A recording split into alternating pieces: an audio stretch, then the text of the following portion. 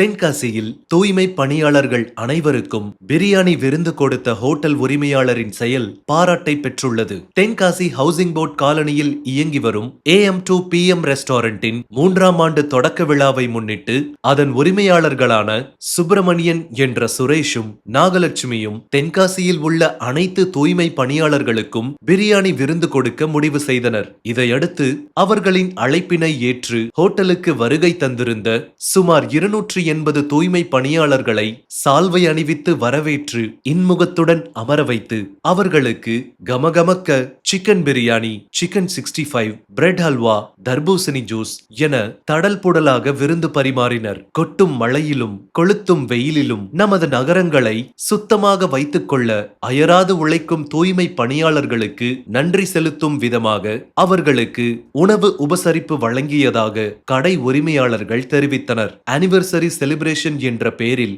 ஆடம்பரமாக வீண் செலவு செய்பவர்கள் மத்தியில் தூய்மை பணியாளர்களுக்கு விருந்து கொடுத்து கௌரவப்படுத்திய AM2 PM ரெஸ்டாரண்ட் உரிமையாளரின் செயலுக்கு பலரும் பாராட்டு தெரிவித்து வருகின்றனர். தென்காசி லைஃபுக்காக ஜஸ்டின் துரை.